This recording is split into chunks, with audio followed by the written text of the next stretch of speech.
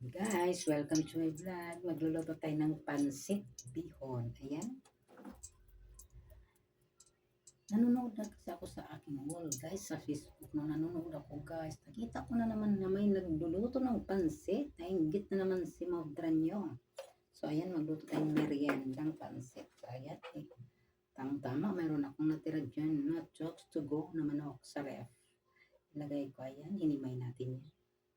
At tama, mayroon akong gulay. Matagal na to, ilang araw na sa ref. Fresh pa rin siya, fresh na fresh. Yan, isahog natin sa ating pansit. Tapos, bihon natin, 1/4. Siyempre, nainggit tayo. Kailangan konti lang lutuin natin para makakain na tayo ng merienda. Yan. So, start natin ang pag-isa. Konti lang nilagay ko mantika, guys. Siguro mga 1 kutsara lang o wala pa. Para lang may pang-isa lang tayo. Yan. Lagyan na natin yung ating bawang. Yung bawang natin. Bango.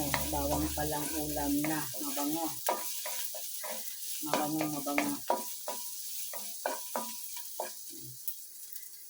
Mayroon sa atin kapag nakapanood sa Facebook, may masarap yung mga pagkain na nakapanood natin. Makakakamilig tayo. Kailangan magpapaluto rin tayo na. Ganun nakikita natin pagkain. Masarap. Hindi lang talaga nilagay kong mantika dyan para may magisa lang sa ating sangkap. Ayan, bulat.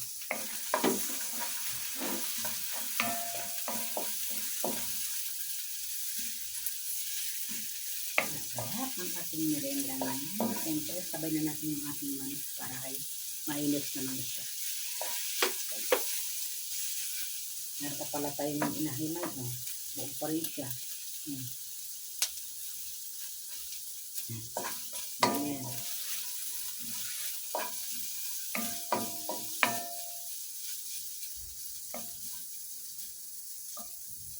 Maglagay tayo ng ating paminsa.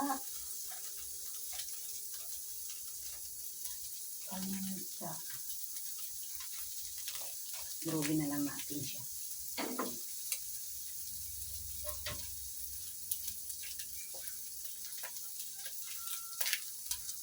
Ayan.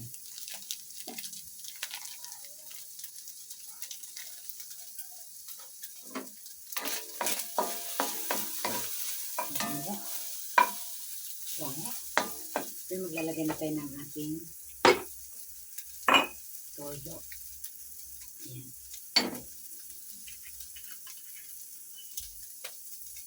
Kunti lang.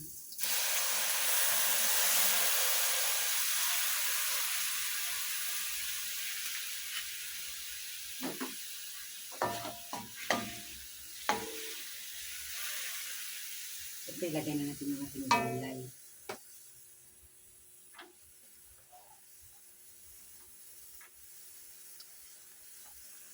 Ang gulay.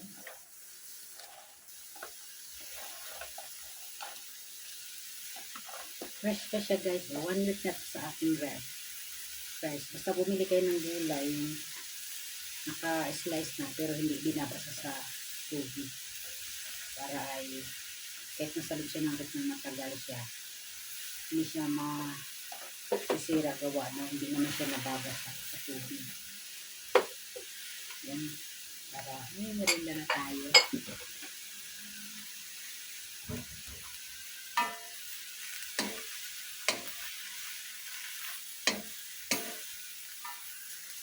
Wow.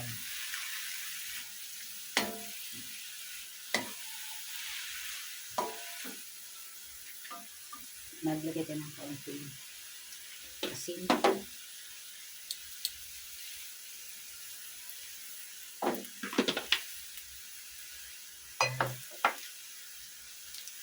Sarap.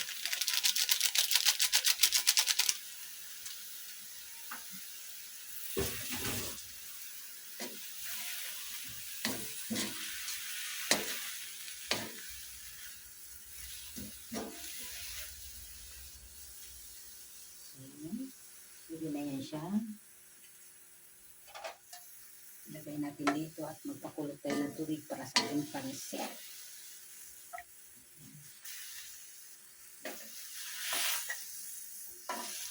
Ganitoin na lang natin. Mabilis ayaw sumama sa ating sandok. Ayan, diba? Instant ang ating gawa. Ayan. Okay? Magsasabaw tayo ng ating tubig.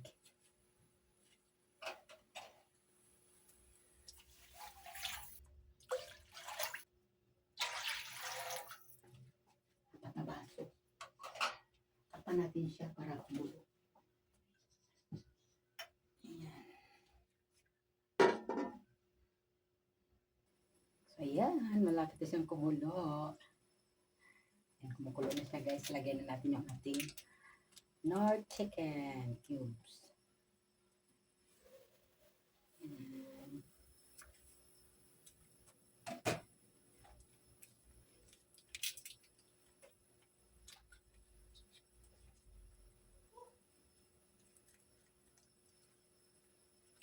Ay, nagmamadali siya. Siyempre, magdagdag tayo ng ating toyo.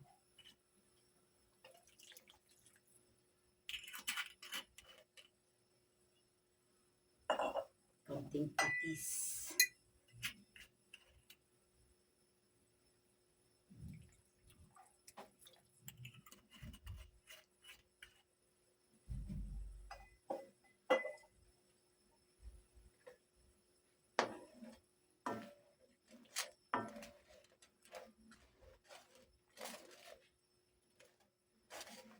Tikman natin bago natin ilagay yung pansit.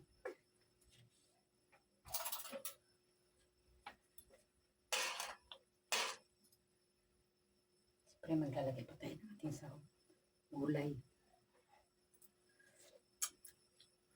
Okay na. Sarap.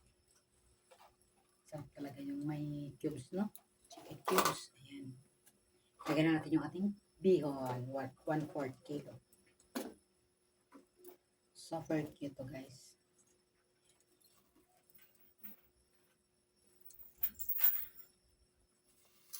Sayang yan.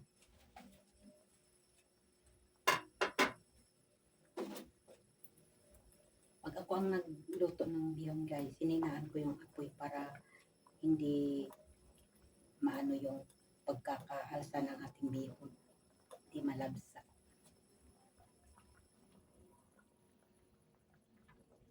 At malalaki yung pagkaibla niya pag siya ay naluto. At huwag siyang gagalawin hanggat ay hindi siya mawala ng sabaw. Kailangan maubos ng sabaw bago natin siya hahaluin.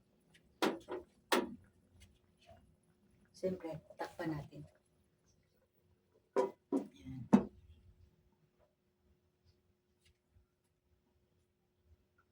Time-lapse natin, guys, para mapagmasdan nyo kung totoo talaga yung sinasabi ko.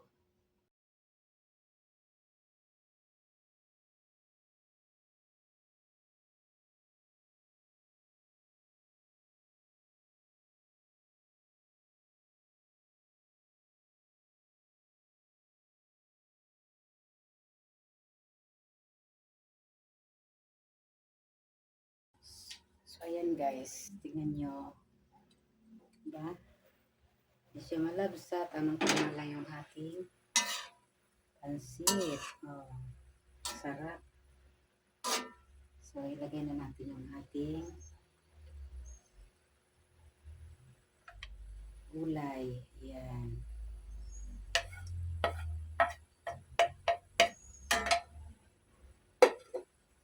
Pakita ko sa inyo. Haluin na natin. Ang sarap.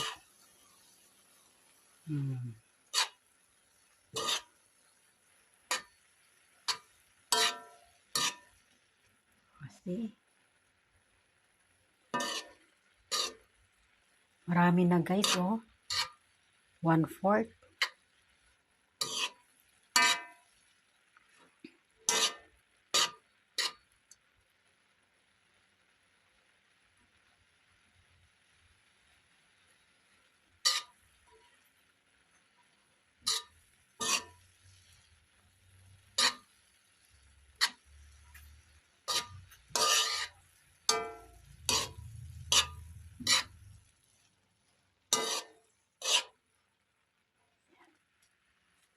tayo ng ating lalagyan, kakain tayo.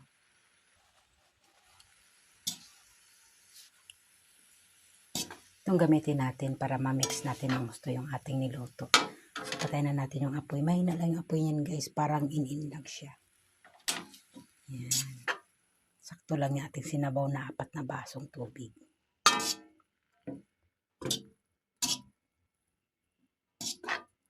Wow. Bang bilis lang. Gawa tayo ng ating merienda. Lagay tayo dito.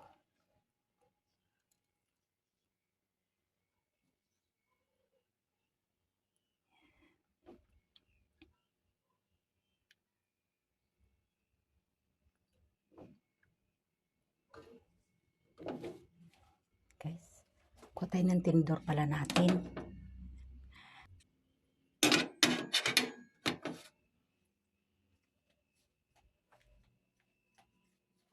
Kain tayo.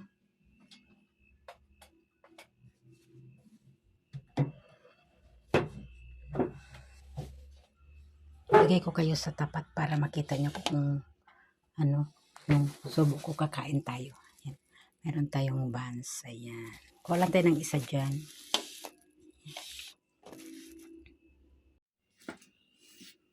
Tubig lang yung ating pang partner.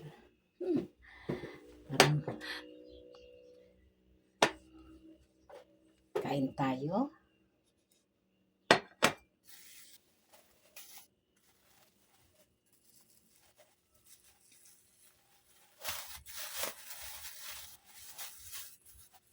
Isa lang yung ating pares dyan.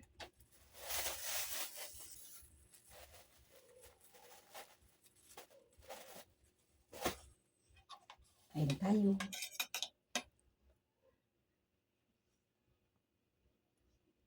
Kain. Kanina lang nanonood ako sa nagluluto ng pansit niya. Iba lang yung kanya kanton. So, nainggit ako. Nagluto na rin ako. Kasi bihon lang yung available ko dito sa tindahan.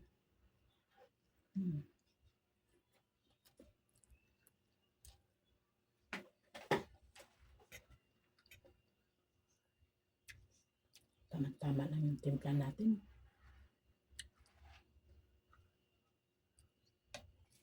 Mainit pa.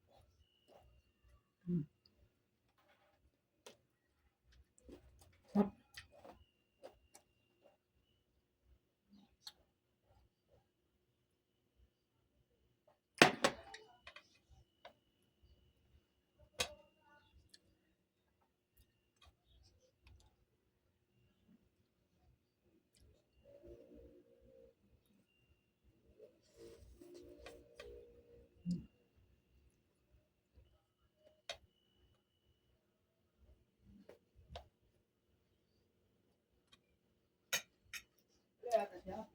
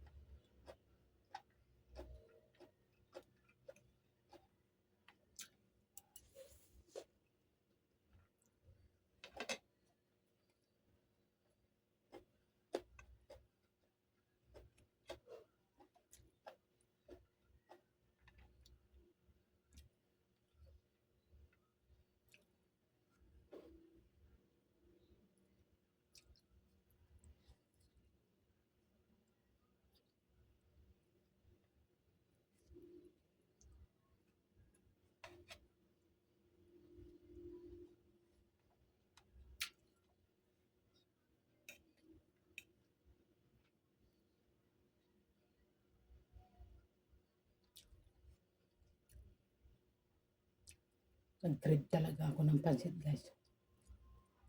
Hmm.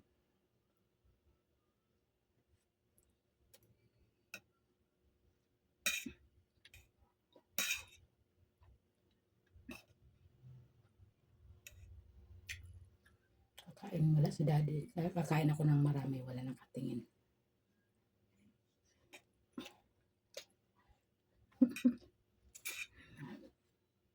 Hindi guys, din ako siguro kakain ng hapunan.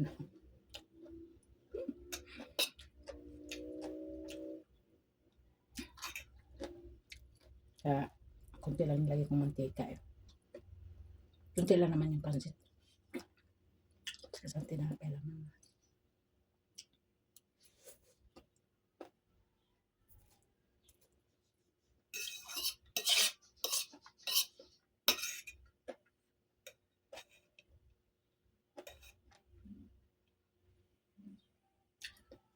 Ang hirap mag low carb.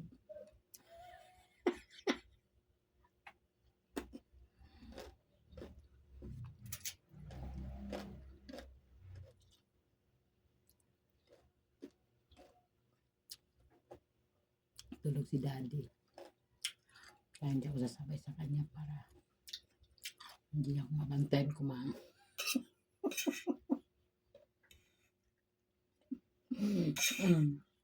Para hindi ako mabantayan kumain. Mauna na ako kumain. May pa magising.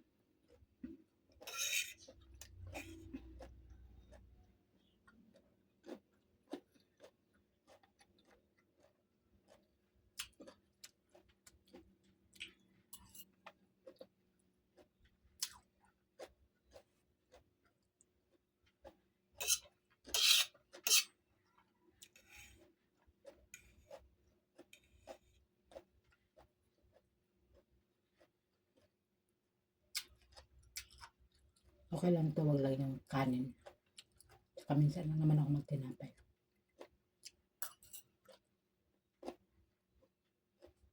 Pero carbohydrates pa rin ito.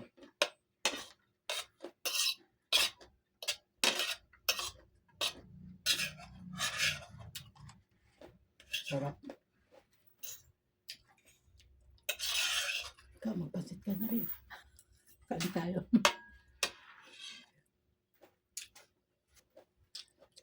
Thank you for watching.